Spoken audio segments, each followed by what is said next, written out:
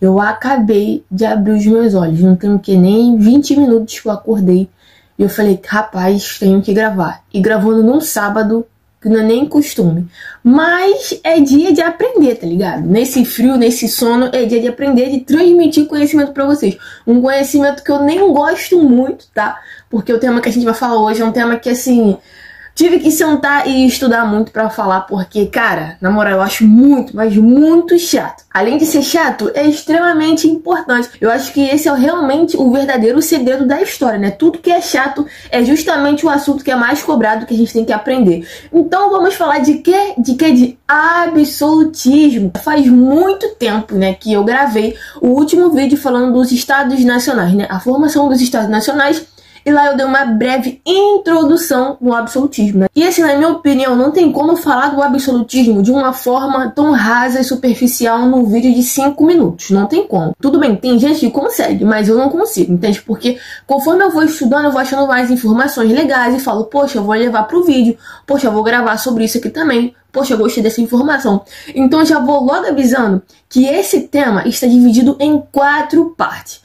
A primeira parte, que é essa daqui, é mais uma introdução geral do que é o absolutismo. A gente vai fazer algumas comparações com a Igreja Católica. Sim, eu aposto que você nunca ouviu essa comparação do absolutismo com a Igreja Católica, mas aqui nesse canal, você vai aprender que comparação é essa. O segundo vídeo, cara, eu já vou falar do absolutismo francês. Então eu vou dedicar um vídeo exclusivamente para ele, até porque ele é o mais comentado, o mais falado e o mais famoso. E é o que a gente mais estuda também. Porque quando vai falar de absolutismo, qual é a primeira imagem que vem na sua cabeça? Lá do Rei Sol todo pomposo, essa imagem aí, né, que eu também vou falar sobre ela. Então eu vou dedicar um vídeo exclusivo para o absolutismo francês. E o terceiro vídeo, cara, eu vou falar sobre o absolutismo português e o espanhol. Muita gente nem fala também, e aquela coisa, fica faltando um pouco de informação. Então foi bem complicado achar informação sobre o absolutismo espanhol, sobretudo, né? Então, no último vídeo, no quarto e último, a gente vai falar do absolutismo inglês, né? Que vocês vão saber, né? Igreja Anglicana, Rainha Elizabeth, papapá, ppp. Então, assim, cara, tem muita coisa legal, muitas informações novas, né? Porque foram novas pra mim, eu acho que é nova pra você também. Então eu acho que vale super, mas super a pena você me acompanhar nessa saga de vídeos a respeito do absolutismo. E já estamos chegando aí num evento muito importante, que é a Revolução Francesa, e já estamos encerrando a modernidade. Mas Ana, vai acabar a modernidade e você não vai falar mais sobre nenhum tema da modernidade? Claro que não, até porque eu fiz uma linha superficial, né, uma linha do tempo superficial a respeito da modernidade, né, abordando os principais assuntos, né, dentro da modernidade, mas calma que eu vou falar sobre outros assuntos também, que eu achar legal, que eu pesquisar e falar, vale a pena gravar, tá? Então eu já falei demais, falei muito, tá? E você sabe muito bem o que fazer, né? Pegue seu caderninho, pegue sua canetinha, porque é importante, a sua água, o seu suco, a sua pipoca, o seu biscoito, o que você quiser. Fique num lugar confortável na cama, em pé, deitado no chão, sentado no chão, onde você preferir, porque eu acho que vale muito a pena você ficar extremamente confortável para embarcar comigo diretamente para a Idade Moderna, para a gente falar sobre o absolutismo, beleza? Então, sem muita enrolação, vamos partir pro vídeo, vamos lá!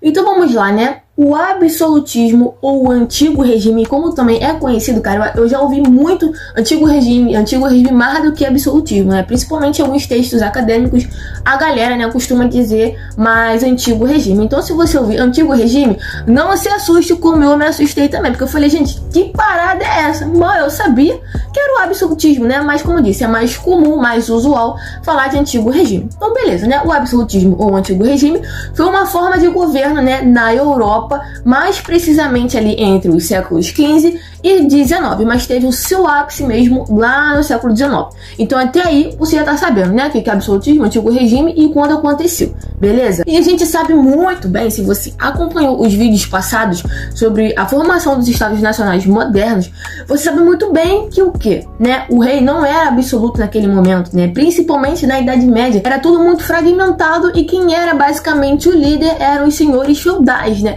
Os senhores feudais muitas das vezes tinham mais poder do que o próprio rei no seu território, até porque ele tinha lá as fortificações, tinha o seu exército e muitas das vezes o exército do senhor feudal era justamente justamente o exército que o rei utilizava. Então o rei não tinha um exército nacional, vamos dizer assim. Então era tudo muito fragmentado entre os feudos, né, entre os senhores feudais. Não tinha uma moeda unitária no reino, eram várias e várias moedas, entende?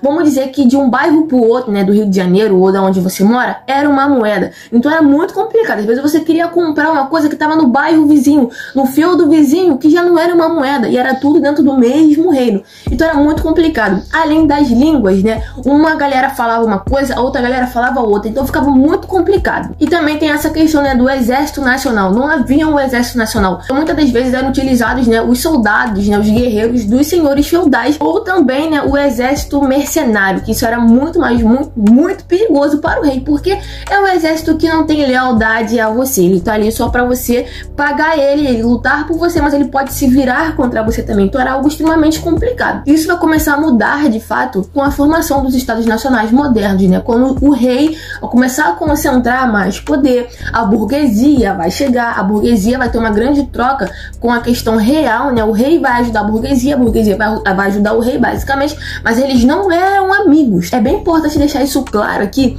que o rei e a burguesia, eles vão ter uma relação bem complicada e próxima ao mesmo tempo, né? Ao mesmo tempo eles se amam, mas ao mesmo tempo eles se odeiam. Era basicamente isso. Então, com a burguesia surgindo, né, vai haver necessidade dessa unificação da moeda, a unificação do reino. Então o rei vai começar a trabalhar nessas questões, enquanto isso ele vai concentrando cada vez mais poder em suas mãos, porque ele vai começar a enfraquecer os senhores feudais. Agora não tem essa questão de senhor feudal mandando no meu reino, eu que mando. Agora também não tem essa questão de pegar emprestado o exército do senhor feudal ou um exército mercenário. Não, agora eu tenho um exército nacional, o exército que está subordinado ao rei. E além dessas reformas todas, cara, ele vai começar ao que? A enfraquecer essa questão da nobreza. Vai tirar as armas da nobreza, basicamente, e começar a bater de frente com a igreja, também enfraquecendo um pouco a igreja.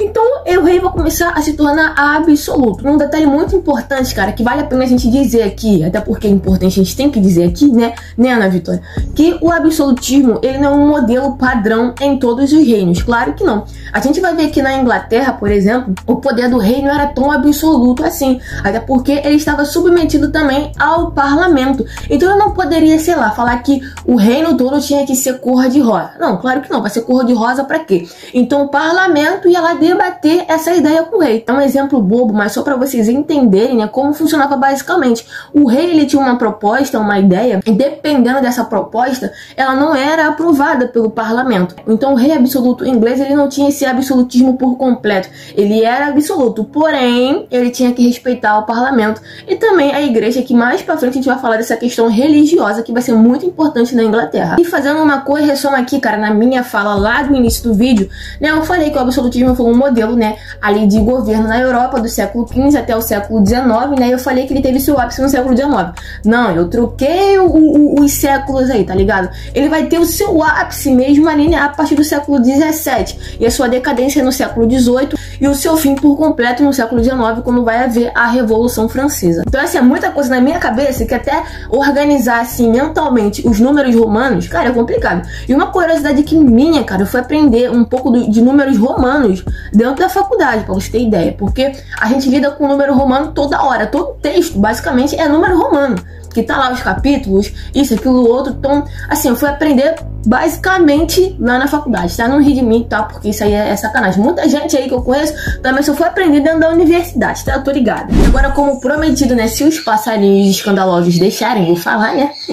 Deixa eles falarem e cantar aí. Então, como prometido, vamos falar agora, né? Sobre essa questão da Igreja Católica e do absolutismo, né? Principalmente ali na questão dos ritos, né? Que tinha no absolutismo e dos ritos católicos. Até porque vai ter uma grande semelhança, né? Desses ritos dentro da igreja e dentro do palácio real, vamos dizer assim, né? Dentro daquele sistema absolutista, né? E esses ritos católicos, né? Todos metódicos ali, certinho, bonitinho, com toda pompa e circunstância, ele vai começar a surgir com mais força pós-concílio de Trento. Eu consegui falar, não é o Trento chocolate, é o Trento concílio, né?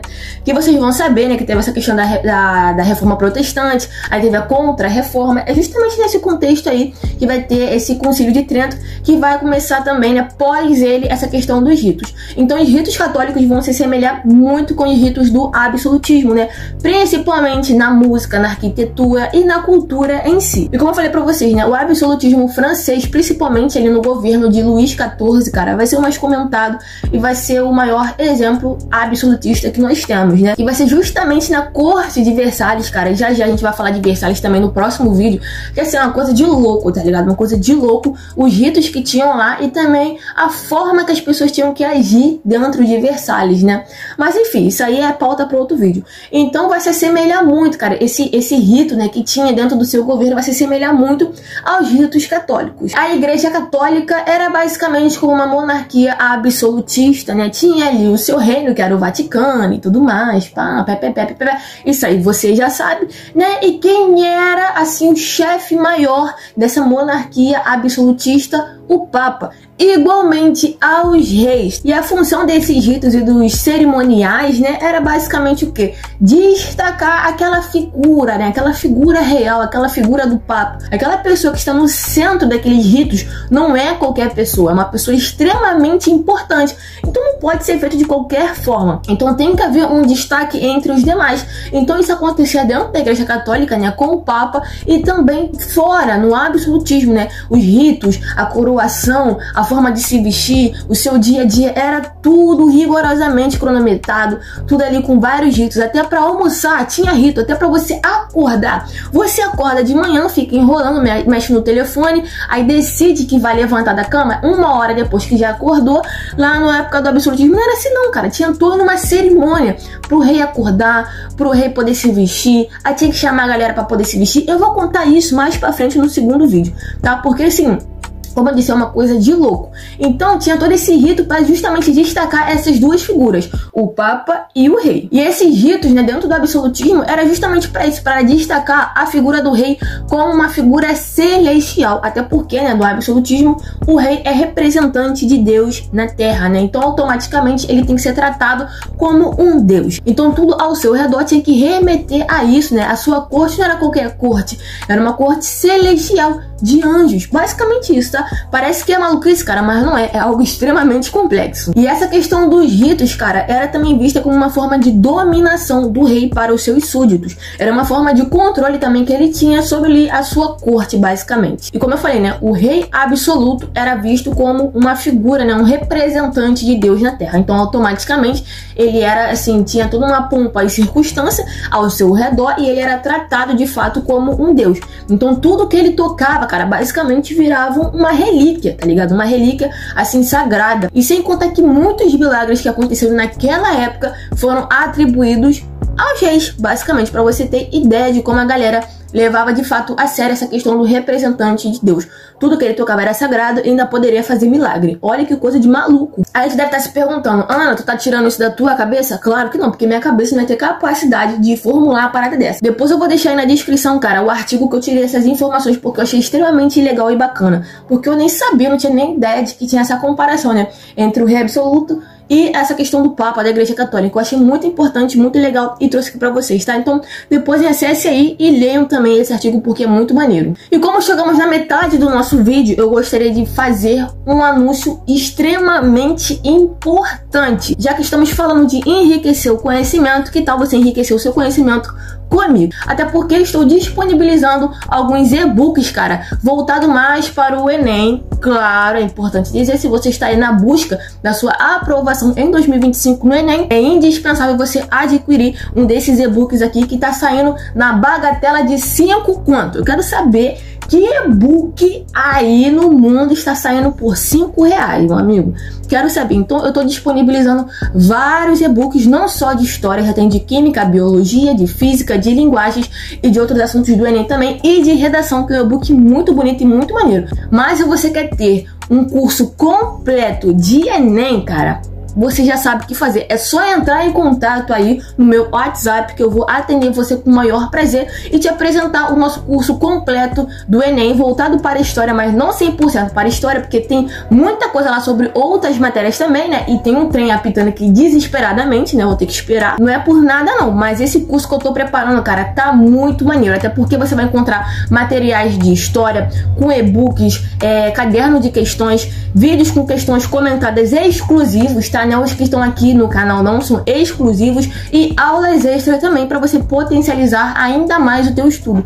Então assim, cara, tá muito, mas muito completo. Eu tô me empenhando demais para fazer um curso muito maneiro, muito completo para você investir o teu dinheirinho de uma forma assim bem assertiva. Eu não tô vendendo lorota e nem mentira, é um curso completo. Tô me esforçando muito ao máximo para deixar ainda mais completinho para você, beleza? E sem contar que tem um suporte, né, para você me perguntar qualquer coisa sobre história e outros materiais extras também.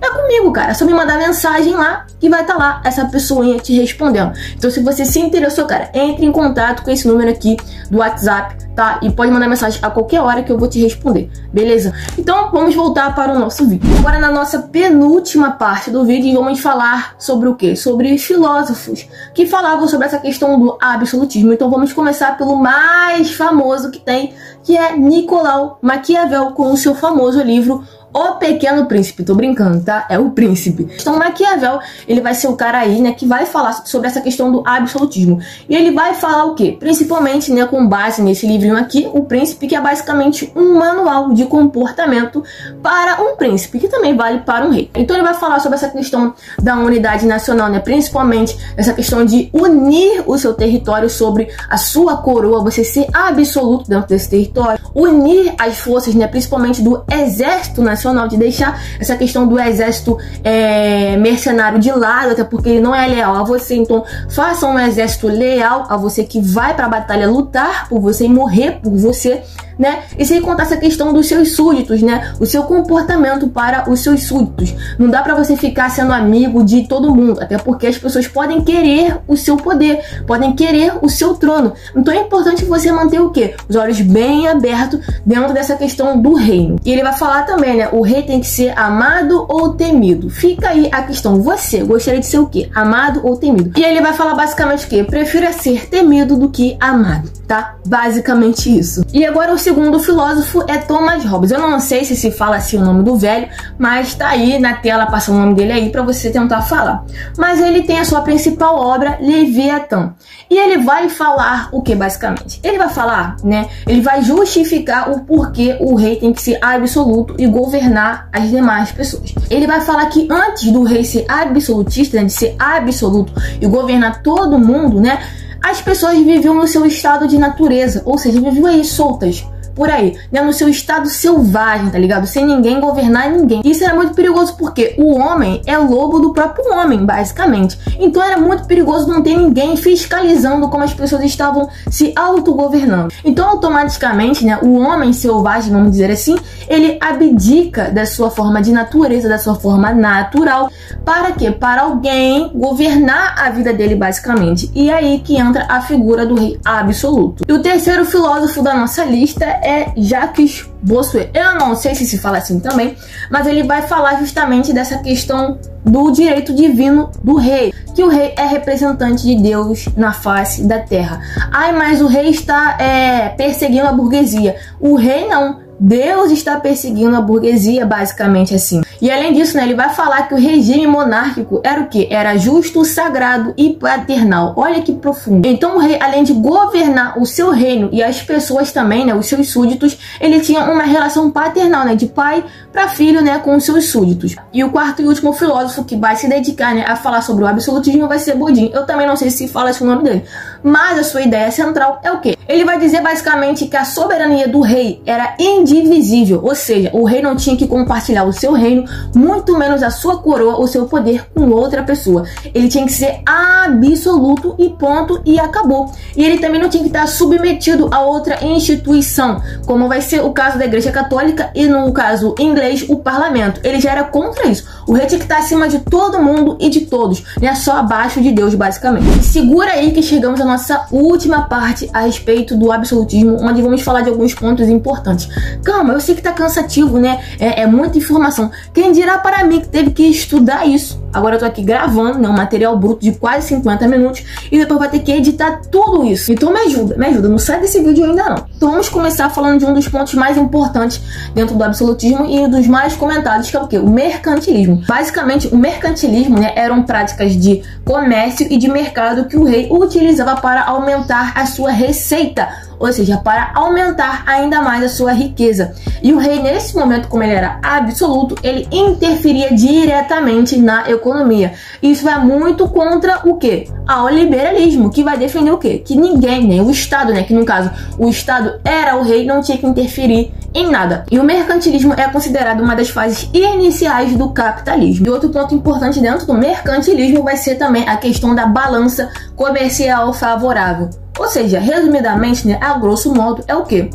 Você gastar menos e ganhar mais. Você não pode gastar mais e ganhar menos. Então o rei, ele tinha que manter, né, ele interferia justamente para isso, para ver essa economia equilibrada, essa balança equilibrada. Eu não vou gastar muito, eu vou lucrar muito mais. Outro ponto importante vai ser o protecionismo alfandegário, que era basicamente o quê? Vamos taxar tudo que é de fora, ou seja, forçando cada vez mais a produção interna para depender cada vez menos dos produtos externos. E outro ponto extremamente importante, cara, esse aí, acho que assim, depois do mercantilismo, é o segundo mais importante, que vai ser as grandes navegações, com o objetivo de que a busca por novos territórios, a exploração de novos territórios e também a expansão territorial para além mar. E automaticamente entrava também essa questão do metalismo, né? A busca por metais preciosos, né? Por ouro, por prata, por diamante, para tudo isso aí que gerava riqueza, né? Para o quê? Para o rei acumular mais din-din, mais riqueza no seu bolso. E o nosso último ponto para a gente encerrar esse vídeo vai ser o pacto colonial, que dizia basicamente o quê? A colônia, né, que estava submetida ao rei,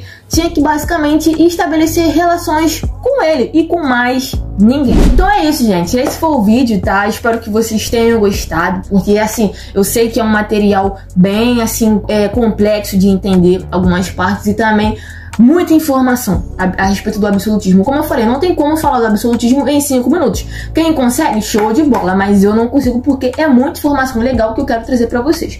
Então, espero que vocês tenham gostado. Se você gostou desse vídeo, já sabe o que fazer. Me dá uma moral no like, tá? É só apertar um botãozinho, é só apertar a mãozinha que tá assim. Isso pra você é tão simples, cara. Não vai ser cobrado nada a você, mas pra mim é extremamente importante pra me manter viva dentro dessa plataforma aqui. Então, se você gostou, deixa o seu like, compartilha esse vídeo para aquela pessoa que precisa saber a respeito do absolutismo, tá? E se você gostou demais, cara, e é novo aqui no canal, se inscreva e ative as notificações para você não perder absolutamente nada. Então é isso, gente. Muito obrigada por assistir até aqui e até o próximo vídeo. Valeu!